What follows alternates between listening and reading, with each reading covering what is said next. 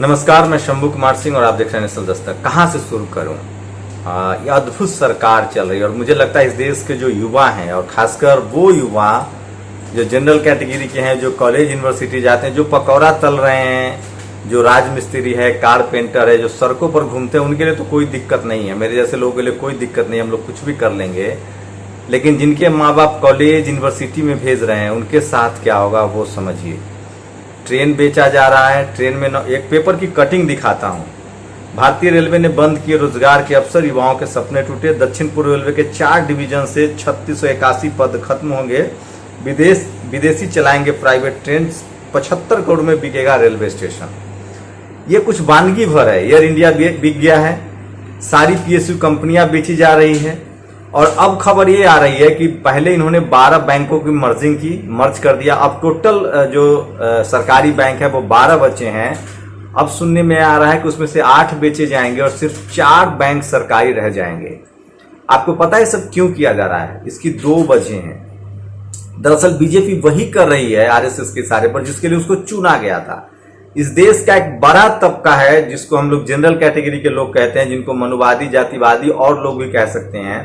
तो जो general category के लोग हैं, जो बीजेपी आरएसएस को समर्थन करते हैं, उनकी ज्यादातर की धारणा यह है कि बीजेपी को हम इसलिए समर्थन करते हैं कि वो मुसलमान को टाइट रखेगा, मारेगा, पीटेगा, लिंचिंग करेगा और वो आरक्षण खत्म करेगा और जातिवाद व्यवस्था बनाए रखेगा।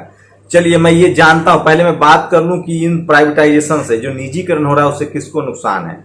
ऐसा नहीं कि सिर्फ रिजर्वेशन वाले को नुकसान है और जनरल कैटेगरी के लोगों को नुकसान नहीं है। खैर, उनको भी 10% रिजर्वेशन मिल गया था। 2 बड़ी बारीक बातें जो आपको समझनी पड़ेगी। इस देश में खासकर शेड्यूल कास्ट के लोग हैं, उनके पास एक ही उम्मीद थी, या तो वो मजदूर होते हैं, लाचार होते हैं, या पढ़ाई के बदौलत वो नौकरी करते हैं।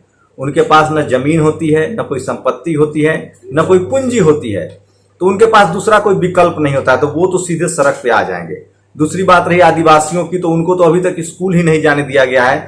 जो इक्का दुक्का आदिवासी जंगल से बाहर आते थे और हेमंत सोरेन, शिबू सोरेन और तमाम ऐसे इंजीनियर, डॉक्टर बनते थे, उनके लिए भी अब ये चीजें खत्म हो जा रही है। उसके बाद आएगी पिछड़े समाज की। सबसे बड़ा जो डेफिसिट होगा वो पिछड़े समाज का होगा, जो ओबीसी अपने आप को कहते हैं, जिनके बाप दादा आज तक छोटे छोटे खेतों बैल जोत रहे हैं, हल जोत रहे हैं, जो मजदूरी कर रहे हैं, उनके बच्चे मजदूर के मजदूर ही रह जाएंगे। होता क्या था कि इन सब लोग का, जैसे हमारे पिताजी मजदूर थे, उनका सपना था कि मेरा बच्चा पढ़ लिख के कम से कम जीएम बन जाए। जीएम मतलब गैंगमैन। रेलवे में ट्रैकमैन की नौकरी करने लगे। 15 से 20 से 25 हजार तनख्वाह मिलेगी और वो फिर उसका बच्चा पढ़ेगा, फिर उसका बच्चा पढ़ेगा। आज जिन लोगों के पास संपत्ति है, संपत्ति किसी ईश्वर की कृपा से नहीं आती है, संपत्ति कोई इत्तेफाक से नहीं आता है। संपत्ति पीढ़ी दर पीढ़ी कैरी फॉरवर्ड होता है। कम से कम भारत में आईटी इंडस्ट्री को छोड़ दीजिए, जो कुछ लोग अंबानी अडानी बने हैं, पहले के बने हुए थे, लेकिन भारत में अमीरी का सीधा संबंध आपकी जाति से है, आपके रसूख से है। मान लीजिए मेरे पास 100 बीघा मेरे दादा के पास जमीन था, मेरे दादा टीचर थे, तो उनका बच्चा कलेक्टर बन जाएगा, एसपी बन जाएगा, डीएम बन जाएगा, प्रोफेसर बन जाएगा, वाइस चांसलर बन जाएगा, और हो सकता है वो शहरों में घर खरीद ले, जमीन खरीद ले। आज के डेट में आप जमीन खरीद नहीं सकते हैं अगर आपके पास अपूर्ण संपत्ति नहीं है या विकास दुबे जैसे आदमी नहीं है।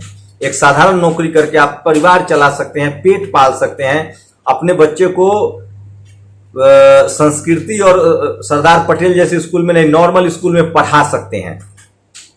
तो इस देश में जो 15% आबादी है, उनके पास सब चीजें हैं। वो जमीन है उनके पास, बिजनेस है उनके पास, बड़ी बड़ी नौकरियां हैं उनके पास, कॉर्पोरेट सेक्टर उनके पास है, मीडिया में है, जुडिशियरी में है, ब्यूरोक्रेसी में है, और उनके पास 4-4 पीढ़ी, 5-5 पीढ़ी के खाने पीने के लिए इंतजाम है। लेकिन हालत उनकी भी खराब होगी जो इकोनॉमिकली वीकर हैं, जो आर्थिक रूप से गरीब है, जिनको आर्थिक आरक्षण 10% दिया गया। आप सोचिए, जिसके पिताजी चपरासी की नौकरी कर, सवर्ण समाज के लोग भी बहुत गरीब हैं, अब उनके सपने कैसे पूरे होंगे? रेलवे में नौकरियां नहीं होंगी, बैंक की नौकरी, बैंक बेचे जा रहे हैं, उनमें नौकरियां नहीं होंगी। एयर इंडिया के कर्मचारी को 5 साल के लिए छुट्टी पर भेज दिया गया है।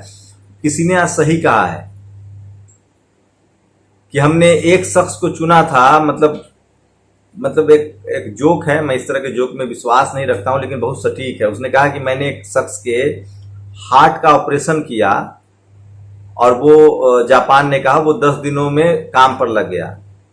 तो जर्मनी ने कहा कि मैंने भी एक हार्ट का ऑपरेशन किया और वो 4 दिन में ही 2 दिन में ही नौकरी पे लग गया। एक भारत के शख्स ने कहा कि हमने एक ऐसे आदमी को चुन लिया जिसकी वजह से पूरा देश आज नौकरी ढूंढ रहा है। तो बेरोजगारी अपनी चरम सीमा पर है। सरकारी कंपनियां बेची जा रही है और अंधाधुंध प्राइवेटाइजेशन हो रहा है। बीएसएनएल बेच दिया गया, एमटीएनएल बेच दिया गया, उसके लोगों को कहा गया कि आप छुट्टी ले लीजिए। आप सोचिए कि जिस तरह से ये व्यवस्था चल रही है, बैंकों का ये सब कुछ उसी ट्रैक पर हो रहा है जो आरएसएस चाहती है। निजीकरण से यही होगा। एक तो कॉर्पोरेट सेक्टर जब तब्दील होता है तो उसमें एससी एसटी ओबीसी के लिए मनाही होती है, मुसलमानों के लिए मनाही होती है, और रही बात गरीबों के लिए तो आपके लिए भी मनाही हो जाएगी। सरकारी नौकरियां नहीं रहेंगी तो आप पीढ़ी दर पीढ़ी गुलाम हो जाएंगे। सोचिए इस देश में किस तरह की घृणित विचारधारा मानसिकता लोगों की काम करती है। इस देश में पहले सफाई कर्मचारियों को 50,000 रुपए सैलरी मिलती थी। वाजपेयी की सरकार आई, उनको लगा कि सफाई कर्मचारी का बेटा डॉक्टर, इंजीनियर, कलेक्टर, प्रोफेसर बन रहा है। ये बात उनको नागवार गुजरा। उन्होंने सबसे पहली प्राइवेटाइजेशन जो नौकरी की वो सफाई कर्मचारियों की और नतीजा ये हुआ कि उनके बच्चे फिर से सफाई कर्मचारी के बच्चे सफाई कर्मचारी बन जाएंगे, क्योंकि उनके पिताजी को 8,000 6,000 तनख्वाह मिलती है। अब वो क्या बचाएगा, कहां से अपने बच्चों को पढ़ाएगा? इलाज आपको प्राइवेट अस्पताल में, पढ़ाई लिखाई आपके प्राइवेट स्कूल में, नौकरियां आपको प्राइवेट करनी होगी। अब सोचिए जो लोग कह रहे थे, आपको क्या लगता है कि जब मोहल्ले में आग लगेगी तो सिर्फ एक ही आदमी का घर थोड़ी जलेगा, सबका जलेगा? तो ये अद्भुत सरकार है और इस देश के समर्थक अद्भुत हैं। बैंकों का मैंने सुना था इंदिरा गांधी ने राष्ट्रीयकरण किया था, अब बैंकों का निजीकरण किया जा रहा है। मतलब आप कल्पना नहीं कर सकते हैं कि ये किसको किया जा रहा है, क्यों किया जा रहा है। और हमारे देश के जो प्रधानमंत्री हैं वो खुद पहले चाय बेचते थे, उनका कहना है। मतलब कौन आइडिया देता है? ये पूरा का पूरा आरएसएस का आइडिया है और सिर्फ इसीलिए किया जा रहा है कि किसी भी तरह से जो ये आरक्षण इंप्लीमेंट है इस देश में उसको खत्म किया जाए। लेकिन ये बड़ा खतरनाक है। आरक्षण तो खत्म हो जाएगा और हो भी गया, आज तक लागू भी नहीं हुआ। लेकिन जो गरीब लोग हैं, चाहे वो किसी कैटेगरी के हो, चाहे वो जनरल कैटेगरी के हो, चाहे वो एससी हो, एसटी हो, ओबीसी हो, उनको तो मजदूर बना ही देंगे। लेकिन जनरल कैटेगरी के लोग को चूंकि उनके पास प्लान बी होता है, उनके पास एक सोशल संपत्ति है, चाचा फूफा ताऊ काका नाना, परिवार में संपत्ति होती है, घर परिवार होता है, 4-5 शहरों में घर होता है, गांव में जमीन होती है, कोई ना कोई चाचा फूफा काका रिश्तेदार सेटल होता है, तो उनसे उनको मदद मिल जाएगी। तो बहुत ही क्रूशियल है। और ये जो प्राइवेटाइजेशन जिस तरह से किया जा रहा है इसको आपको समझना पड़ेगा। और मैं फिर दावे के साथ कह रहा हूं, इसको लेकर मीडिया सवाल नहीं उठाएगी, अखबार सवाल नहीं उठाएगा, क्योंकि उनको मजा आता है। इस देश में जितना निजीकरण को तेज किया जाएगा, और ये कोई बीजेपी का पाप नहीं है, ये कांग्रेस का किया हुआ है, नरसिम्हा राव और मनमोहन सिंह का किया हुआ, और उसका खामियाजा इस देश की 85% आबादी भुगतेगी। आप सोचिए, ऑक्सफोर्ड बनाता है कोरोना की दवाई, भारत में सारे यूनिवर्सिटी, मेडिकल कॉलेजेस सबको बर्बाद किया जा रहा है, बेचा जा रहा है। तो आप यकीन मान लीजिए कि जिस तरह से निजीकरण किया जा रहा है, इसके चपेट में देर सवेर सब आएंगे। और आईएएस की भर्ती लैटरल एंट्री के जरिए हो रही है। तो सरकार क्यों चल रही है सरकारी? सरकार को भी निजी ठेके पर दे दिया जाए, प्रधानमंत्री भी कोई बोली लगा के आ जाए, जो ज्यादा देश को पैसा टैक्स देगा वो प्रधानमंत्री बन जाए, जो ज्यादा टैक्स देगा वो राष्ट्रपति बन जाए, जो उससे भी ज्यादा टैक्स देगा वो एमएलए एमपी बन जाए। सिर्फ सरकार ही क्यों चलेगी सरकारी? तो इस तरह की स्थिति बन रही है। तो खबर आई है कि 1,000 करोड़ रुपए केंद्र सरकार दिल्ली में सिर्फ किराए के लिए खर्च करती है। और ये सुप्रीम कोर्ट ने पूछा था कि जो सेंट्रल विस्टा बन रहा है, नया जो संसद भवन बनना है, मंत्रालय बनना है, उसकी क्या जरूरत है? तो सरकार का कहना है कि 1,000 करोड़ रुपए बचेंगे।